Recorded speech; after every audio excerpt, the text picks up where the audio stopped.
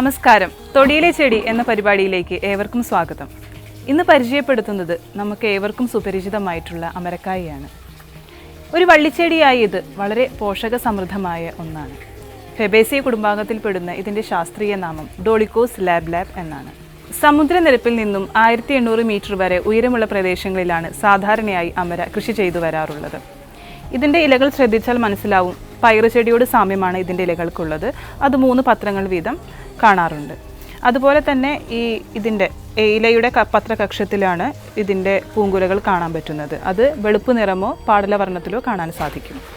അതുപോലെ ഇതിൻ്റെ ഫലം എല്ലാവർക്കും അറിയുന്ന അമരക്കായ, അതൊരു 6 മുതൽ 10 സെൻറ്റിമീറ്റർ വരെ നീളത്തിലും ഒരു 3 സെൻറ്റിമീറ്റർ വീതിയിലും വളർന്നു വരാറുണ്ട്. ഇതിൻ്റെ ഉള്ളിലെ ഒരു 6 വിത്തുകൾ വരെ കാണാൻ സാധിക്കും. ഈ ഫലത്തിൻ്റെ നടുഭാഗം പരന്നതും അതുപോലെ 2 അരികുകൾ പരുപരുത്തതും കട്ടിയുള്ളതുമാണ്. അതുപോലെ ഇതിൻ്റെ വിത്തിൻ്റെ അറ്റത്ത് നിന്നും കുറേ ഗ്രന്ഥികളുണ്ട്. അതിൽ നിന്ന് ദുർഗന്ധമായൊരെണ്ണ ഊറി വരികയും ചെയ്യും. ഇതുപോലെ ഇതിൻ്റെ തണ്ട് ശ്രദ്ധിച്ചാൽ കാണാൻ പറ്റും, പച്ച നിറത്തിലുള്ള ഉരുണ്ട തണ്ടാണിത്. ഒരു വള്ളിച്ചെടിയാണ് ഈ അമരക്കായ. കേരളത്തിൽ പണ്ടൊക്കെ ധാരാളമായി ഈ അമര കൃഷി ചെയ്തു വന്നിരുന്നു. വീട്ടുമുറ്റത്ത് ഒരു അമരപ്പന്തലുണ്ടെങ്കിൽ കാശ് മുടക്കാതെ കറിക്കായിട്ടുള്ള കായ്കൾ അതിൽ നിന്ന് ലഭിക്കുന്നതാണ്. അതുപോലെ ഈ അമരയിൽ ധാരാളം വിറ്റാമിനുകളും പ്രോട്ടീനുകളും നാരുകളും അടങ്ങിയിട്ടുണ്ട്. അമരക്കായയിൽ ധാരാളം തൈമിൻ, ഫോസ്ഫറസ്, മാംഗനീസ്, സിങ്ക് എന്നീ തുടങ്ങിയ ധാതുക്കൾ അടങ്ങിയിട്ടുണ്ട്. ഹൃദയാരോഗ്യത്തിനും അതുപോലെ ശരീരഭാരത്തെ നിയന്ത്രിക്കുവാനും അമരക്കായ ഉപയോഗിച്ചു വരാറുണ്ട്. അതുപോലെ നല്ല ശോധനയ്ക്കും ഇത് ഉപയോഗിക്കാറുണ്ട്. ഇതിൻ്റെ കൂടുതൽ ഔഷധ പ്രയോഗങ്ങളെക്കുറിച്ച് ഡോക്ടർ CM ശ്രീകൃഷ്ണൻ വിശദീകരിക്കുന്നതാണ്.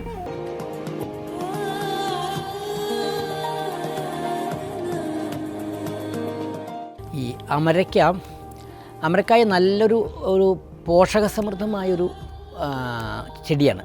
ഈ ഉപ്പേരിയോ കൂട്ടാനോ ഉണ്ടാക്കാൻ പറ്റിയതാണ്. അതിന് ഔഷധമൂല്യം ധാരാളമുണ്ട്.